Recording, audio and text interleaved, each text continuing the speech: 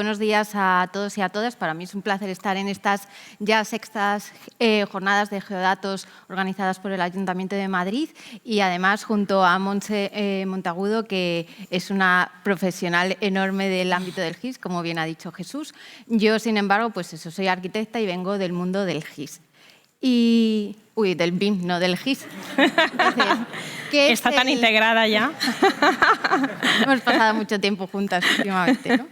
¿Qué es? Perdón, que se me ha pasado.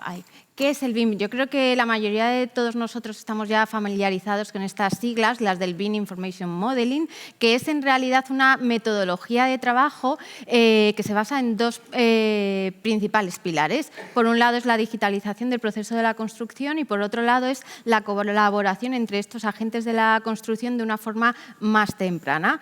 Y hay muchísimos beneficios respecto al BIM de la antigua forma de producir proyectos de construcción y me gustaría preguntarte, Montse, ¿cuál es el estado de maduración actual en el GIS?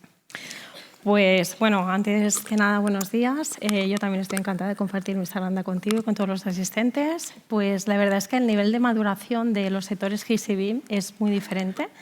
En el caso de la información geográfica, como Agustín esta mañana ya ha hecho una clase magistral de normativa, mira muy bien porque yo pasaré muy rapidito. Existen diferentes normativas. A nivel europeo tenemos la directiva Inspire de 2007, a nivel estatal tenemos la ley LISIGE del 2010 y luego también a nivel autonómico en Cataluña en el 2005 también aprobamos la ley de información geográfica.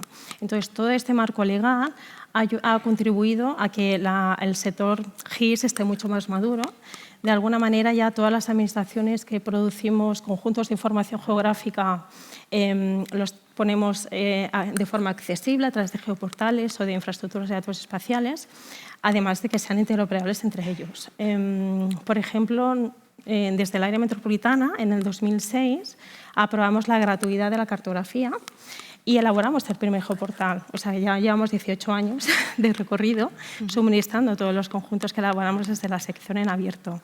Teniendo en cuenta este contexto, creo que tiene todo el sentido que sea la administración pública la que dé el paso o tome la iniciativa intentando integrar estos conjuntos de información geográfica en la metodología BIM, ¿no? Para que los profesionales dispongan de estas cartografías de contexto digamos, en los proyectos de edificación e infraestructuras. Y bueno, hasta aquí, digamos.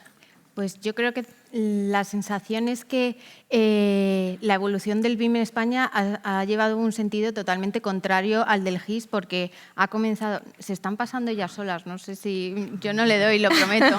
Vale. Nos tenemos que remontar a 2010, cuando ya algunos estudios de arquitectura, empresas españolas, empezaron a utilizar el BIM, sobre todo en proyectos internacionales, pues porque en otros países ya era obligatorio. En ese momento no había ningún tipo de regulación respecto al BIM en España, pero un año después, en 2011, ya se creó un comité técnico de normalización que, entre otras cosas, hizo un informe UNE de la situación del BIM en el país, que sirvió un poco de orientación para los profesionales del sector. ¿Cuándo se empieza a hablar en el sector público de BIM? Pues comienza en 2014 porque se publica una directiva, la Directiva 2014/24/UE de la Unión Europea, por la que se intenta modernizar un poco la contratación pública, entre otras cosas, pues fomentando la utilización de herramientas como las de la metodología BIM. Y ahí es el momento en el que, aunque era potestativo, iba a comenzar en 2016, para todos los proyectos y contratos que tuvieran alguna financiación con fondos europeos, hubo Estados miembros que ya decidieron implantarlo obligatoriamente en sus licitaciones públicas, como por ejemplo Reino Unido lo hizo en 2016 y Francia lo hizo en 2017. ¿Qué ocurre? Que evidentemente los agentes de la construcción en estos países ya llevaban utilizando la metodología BIM mucho antes para poder hacerlo de una forma de contratación y licitación pública tan temprana. ¿Qué ocurre en España?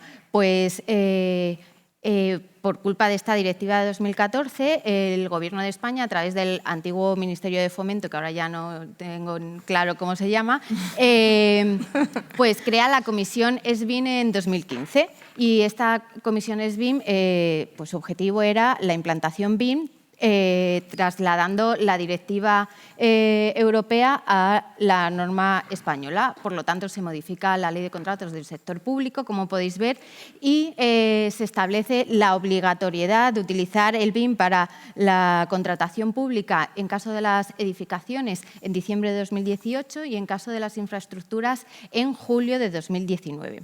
Esta comisión SBIM ya no existe, pero podemos decir que ha tomado el relevo pues, una comisión que se llama la Comisión Interministerial para la implantación de la metodología BIM, la contratación pública. Muy fácil el nombre. Y entre algunas de las cosas que ha hecho es publicar el Plan BIM de contratación pública, que se publicó en julio de 2023, del que luego nos vas a hablar, y entra en vigor el 1 de abril de 2024, es decir, en poco menos de 3 meses o 3 semanas lo tenemos ya en vigor, ¿verdad?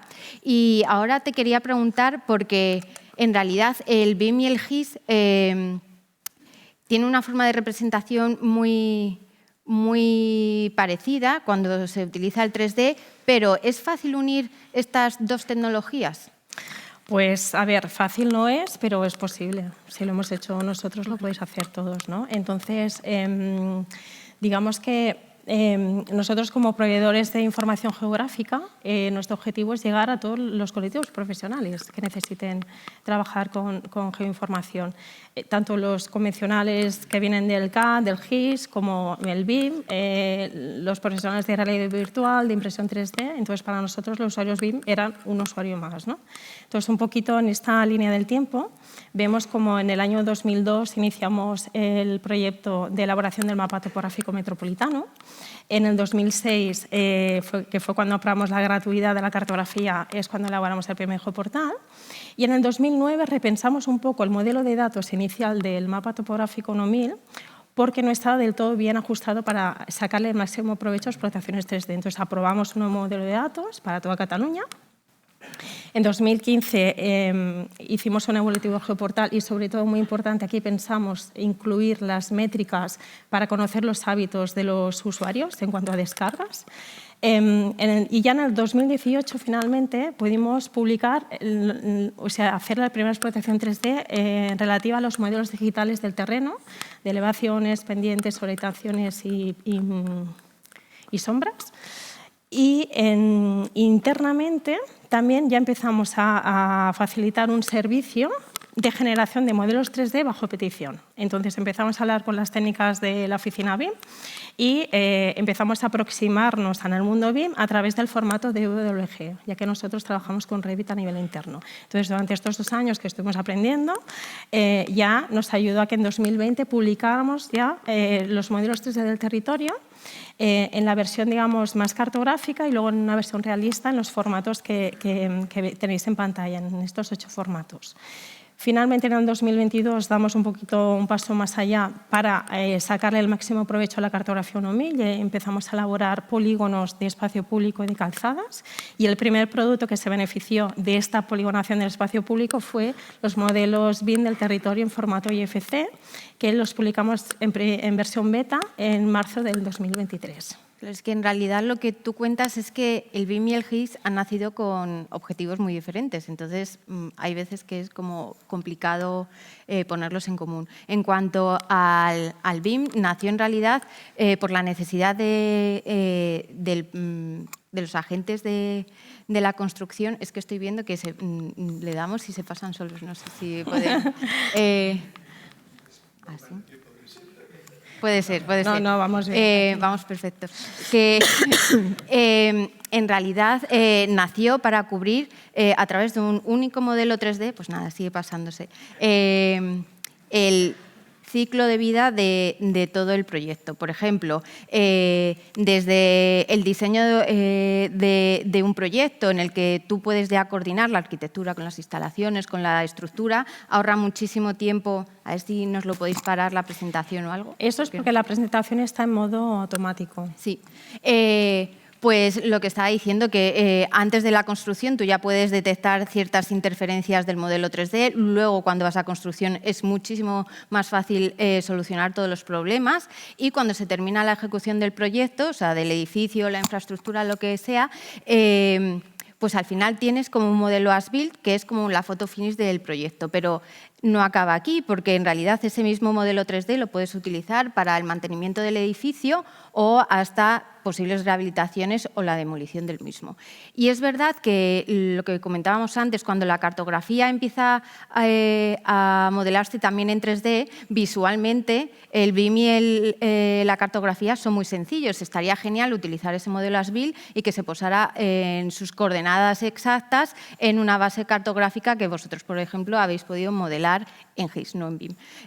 Pero esto todavía no es tan sencillo y no sé qué opinas, Montse, de esa necesidad que tienen los proyectos de edificación o de infraestructuras de tener un entorno o disponer de un entorno 3D justo al comienzo de los proyectos.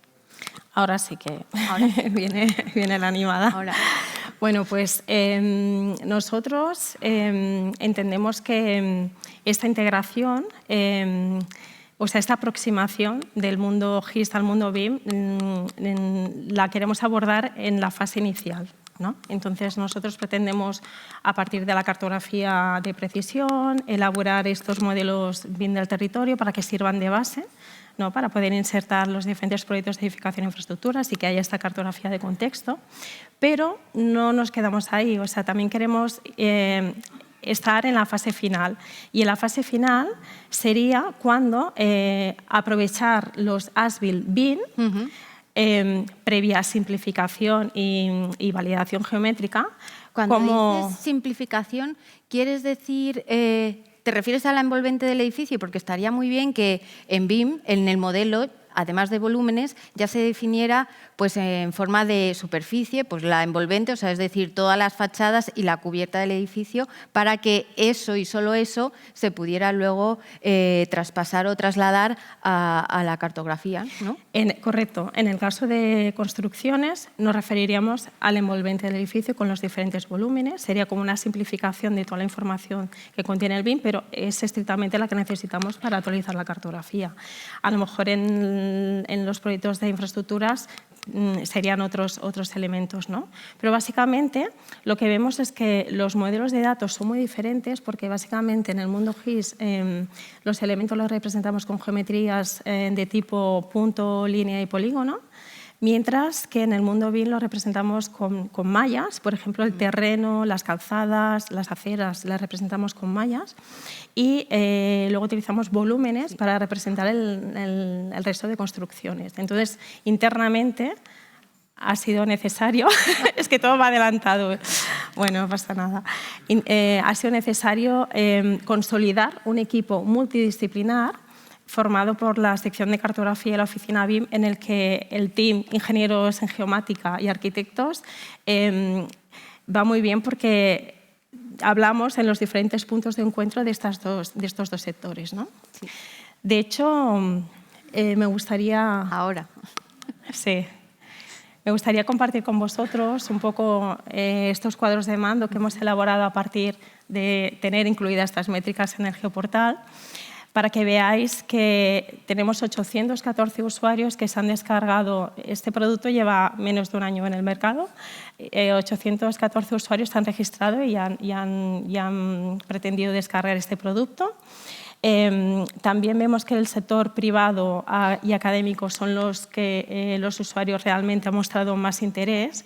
Y dentro del sector privado, sobre todo nos ha sorprendido que las compañías de software o sea, nos han pedido muchísima... Bueno, como el Geoportal no puedes descargarte todo el área metropolitana, nos han pedido que les hiciéramos descargas masivas porque querían integrarlos en sus programas para ver cómo se comportaba, ¿no? Toda esta cartografía de territorio de unas 2.000 hojas de cartografía. No sé si nos puedes enseñar algún ejemplo de alguna empresa de software que haya podido aplicar esas casi 2.000 hojas, ¿no? Sí.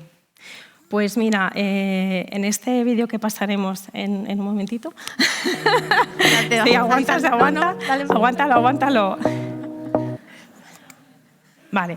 En este vídeo que pasaremos es un vídeo que se mostró el año pasado en la conferencia ERRI de San Diego, donde se pretendía enseñar la conexión de la plataforma USB del AK Software, cómo se integraba con ArcGIS de ERRI. Y realmente estas 2.000 hojas de cartografía hicieron un caso de uso que es el que nosotros pretendíamos, que es cómo, teniendo esta cartografía de contexto, puedes incluir estos proyectos dentro de la trama urbana. Ahora sí.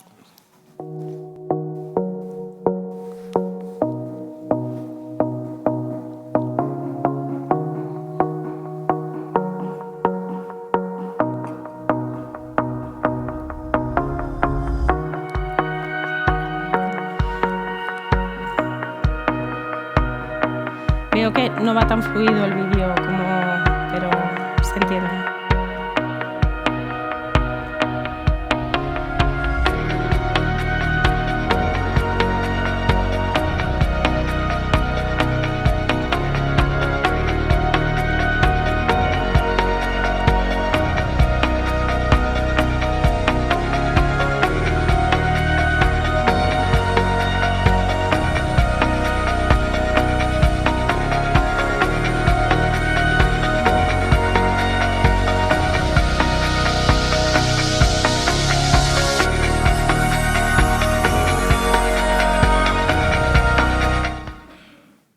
Bueno, aunque ha ido de velocidad un poquito más lento, creo que se ha entendido un poco el sentido de este producto. Luego también os quería enseñar otro cuadro de mando, que está más orientado a la tipología de usuarios. No, perdona, a la tipología al formato de descarga del producto. Vemos que de todos los modelos 3D que nosotros suministramos, que tenemos tres tipos, el cartográfico, el realista y el BIM, el BIM ha tenido cerca de 7.883 descargas. También, en relación al formato, es el tercer formato más descargado después del formato... ¿Se ha quedado ahora parado? Sí. Ahora, después del formato DGN, o sea, DWG, y del formato SKP de SketchUp. Y después también podemos ver que dentro de la categoría más descargada, el primer producto más descargado sería la cartografía 1000 y el segundo producto los modelos 3D en todas sus modalidades. O sea que realmente creemos que es un producto que este último año ha tenido mucho tirón. Y ahora me gustaría hablar un poco de estrategias en las que el BIM y el GIS están confluyendo ya. Por ejemplo, destacar a nivel internacional el proyecto, ¿le puedes dar? El proyecto Horizonte Europa, que puso en marcha, nació en 2021 y en 2022 puso en marcha 3 proyectos hermanos, por así decirlos, que son DigiCheck, Accord Perfect, Accord Project y DigiCheck, y Check DBP, el que podéis ver aquí arriba en la imagen. Y el objetivo de estos 3 proyectos es encontrar una forma de automatizar los parámetros urbanísticos a través de una herramienta digital en la que ese lenguaje normativo pase a un lenguaje máquina. Y evidentemente también están viendo cómo integrar GIS dentro de esta herramienta, porque muchos de los parámetros urbanísticos necesitan de la cartografía para poder ser comprobados de forma completa. De hecho, parte del equipo de estos 3 proyectos también son miembros del OGC, o sea que todo tiene relación. Y además me gustaría decir que en el Ayuntamiento de Madrid nosotros formamos parte, nos quedamos ahí yo creo, sí. Formamos parte de la Community of Practice de Check BDP, o sea que estamos en uno de los 3 proyectos.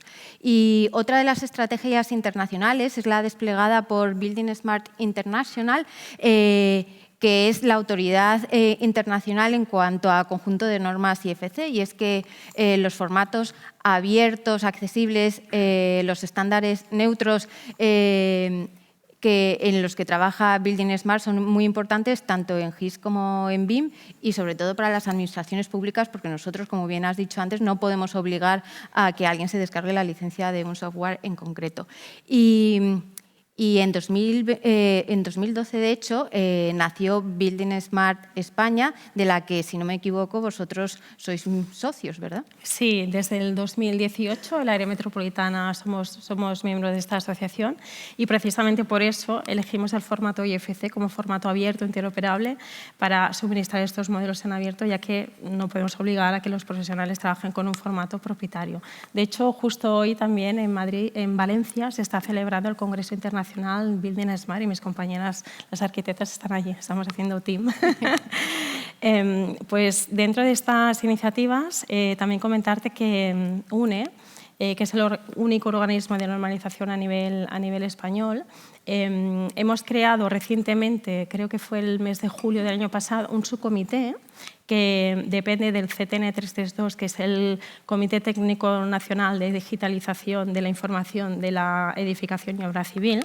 Pues este subcomité 2 se ha creado precisamente para abordar cómo se puede hacer el intercambio de información entre el mundo GIS y el mundo BIM.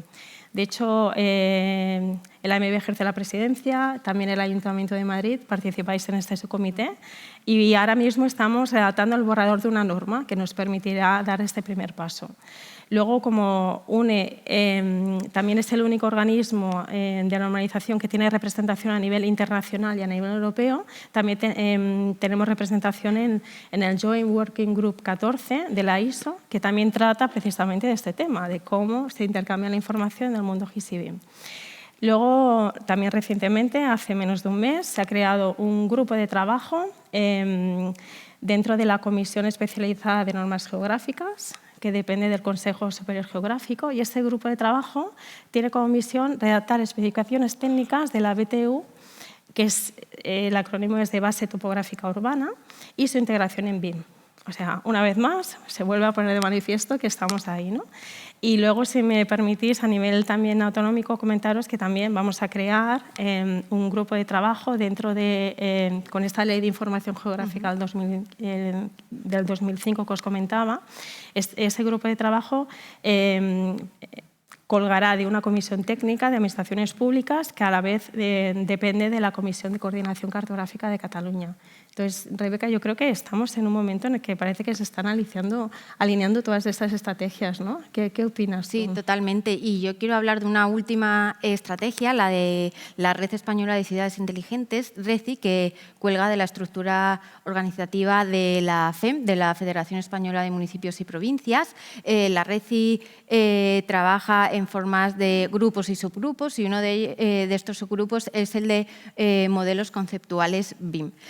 De hecho, os voy a confesar aquí que Montse y yo nos conocimos en esas sesiones técnicas online de este subgrupo. Y hemos estado trabajando en un documento, que es el documento que se llama BIM Fundamentos para una Ciudad Digital, en la que sirve como una guía para la implementación BIM en cada uno de los municipios y que, de hecho, se acaba de presentar al público en el comité del RECI el pasado viernes en Gijón. Así que sí, creo que claramente hay muchísimas estrategias, tanto internacionales, nacionales, autonómicas, que hacen que el BIM y el GIS estén confluyendo. Y no sé, cuando tú has hablado antes de esa cartografía pasada a BIM, que a mí me interesa muchísimo, no sé si nos puedes enseñar algunos ejemplos prácticos de cómo lo podéis aplicar. Sí, pues tenemos en el siguiente vídeo. En este caso, utilizamos el proyecto BIM en la fase de anteproyecto, lo encajamos en estos modelos del territorio. Es el diseño de un carril bici que pretendía conectar dos municipios, el municipio de Badia del Vallès con el campus de la Universidad Autónoma de Barcelona. Muchos estudiantes se desplazan en bici y no había una conexión directa. Dijimos, oye, pues mira, y vimos que también les era interesante.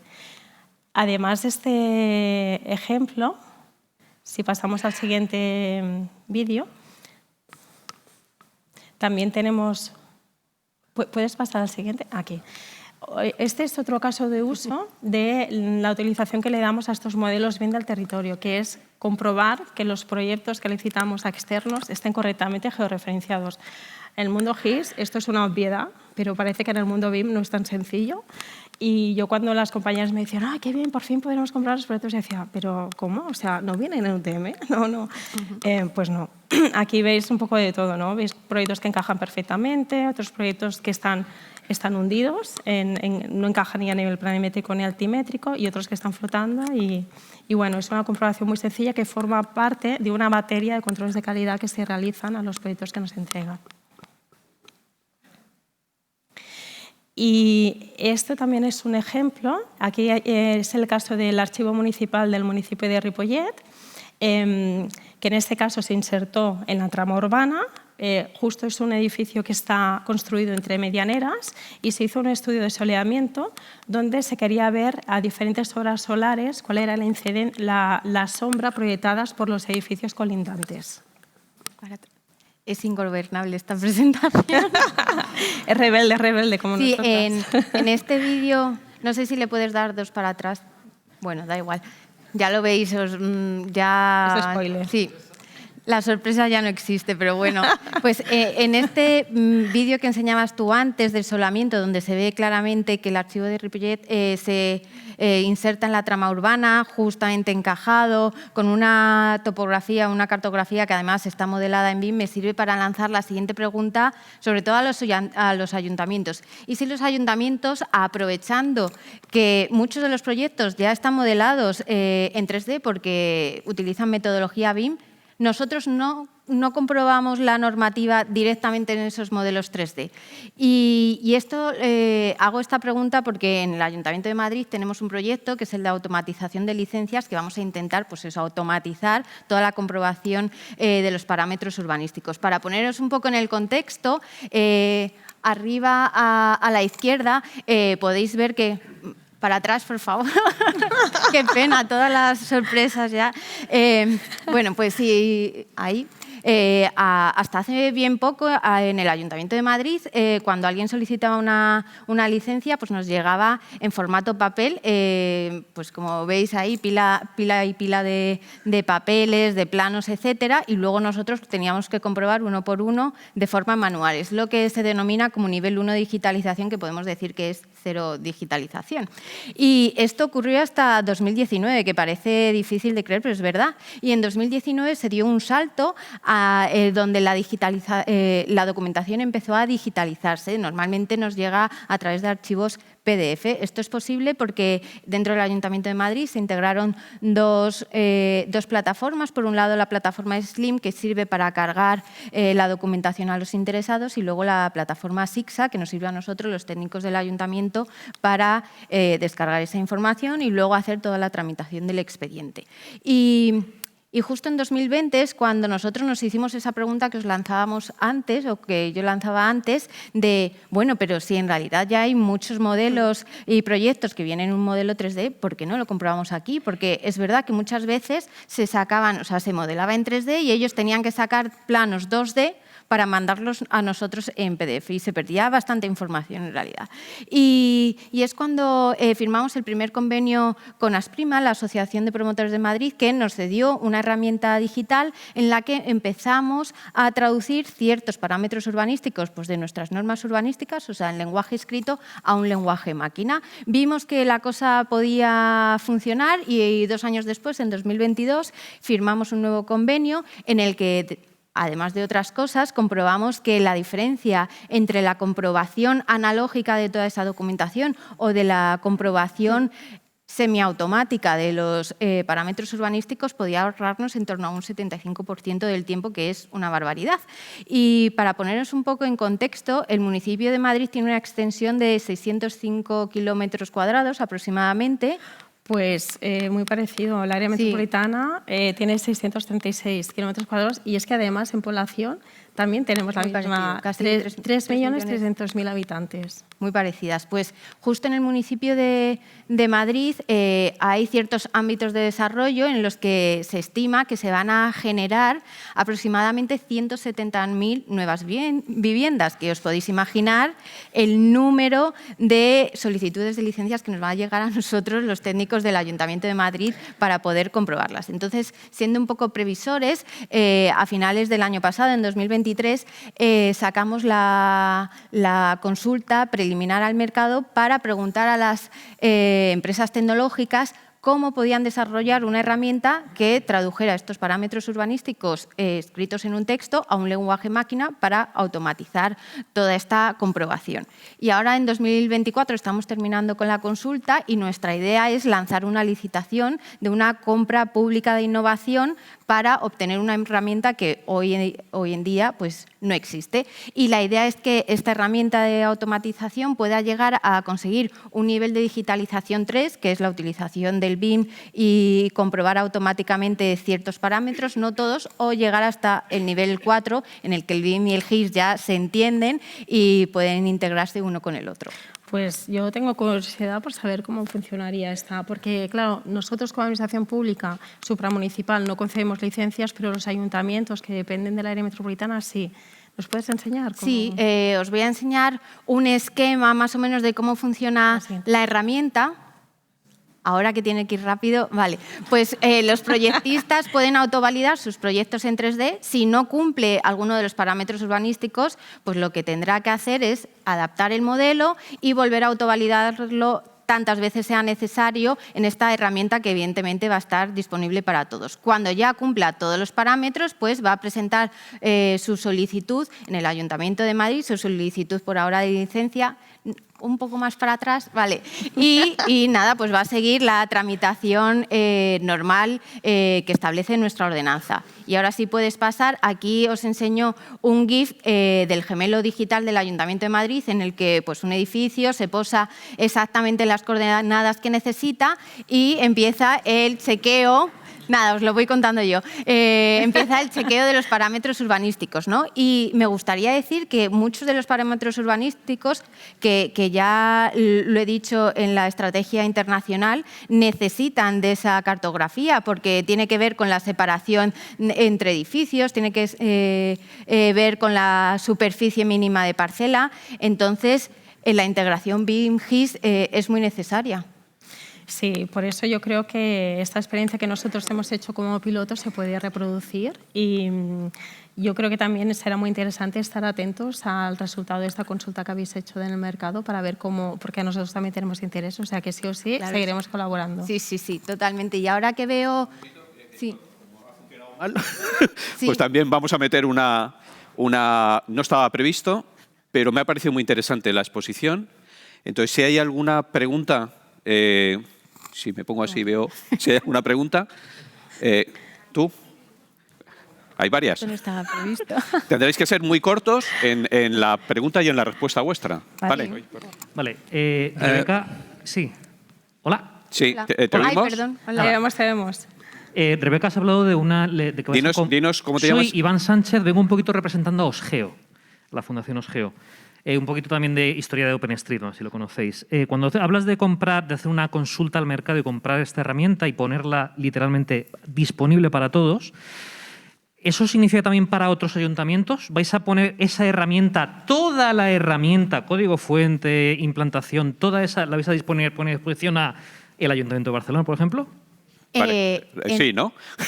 Sí. Vale. Bueno, la herramienta va a estar cargada de nuestros parámetros urbanísticos, pero el concepto de cómo traducir esos parámetros urbanísticos, sean los del Ayuntamiento de Barcelona o los de Madrid, pues va a ser el mismo. O sea, que se va a poder utilizar. Al final todo pasa por la colaboración interadministrativa, sí. Entonces yo no dudo de que habrá un entendimiento. En principio el código, vamos, está desarrollándose, pero tendrá que ser un código abierto, sí. Sí. Y una pregunta... En el departamento de la Oficina Azul, en el Ayuntamiento de Madrid. Mi pregunta era, lo que he visto es de la integración de BIM con GIS en proyectos de edificación. Si se tiene previsto ir un poquito más lejos y ir a proyectos de urbanización, con redes de alcantarillado, de agua, de electrificación. Bueno, en principio, como la cartografía que disponemos es la cartografía 1000 y la mantenemos actualizada, es la que hemos pasado a BIM, pero la misma metodología que hemos utilizado en pasar esa cartografía la podemos utilizar en pasar otros conjuntos de información, simplemente si estuvieran disponibles, pero estas capas de información que comentas creo que son bastante difíciles también de conseguir y que sean transparentes, pero es totalmente factible. Si quieres, fuera de esta sesión hablamos con más calma y te explico los detalles. Vale, internamente estamos trabajando también con obras en estos temas de BIM y de la metodología BIM y formatos BIM, para que ir de la mano lo que es cartografía y lo que es obras, que yo creo que es lo que habéis preguntado vosotros. Muy bien. Sí, buenos días. Soy José Santiso de SRM. Quería haceros una pregunta en cuanto a interoperabilidad de datos. Ahora estáis hablando en descarga de datos siempre. ¿Estáis pensando en trabajar algo en formatos Cloud Native, Geospatial o similar? O sea, que se exploten los datos en la nube sin tener que descargarlos, ¿o eso todavía estáis lejos de? Sí, a ver, el siguiente paso que queremos dar es publicar un geoservicio 3D. Y bueno, yo creo que ese ya sería el siguiente avance de que no haría falta tener los datos en local. El problema de estos productos es que pesan mucho. Entonces, siempre hay que encontrar un equilibrio entre la información, la cantidad de información y las geometrías con las que se representan los elementos para que sea sostenible. Pero nuestro paso inmediato es la publicación de geoservicios 3D. Vale, pues muchísimas gracias y continuamos. Perdón.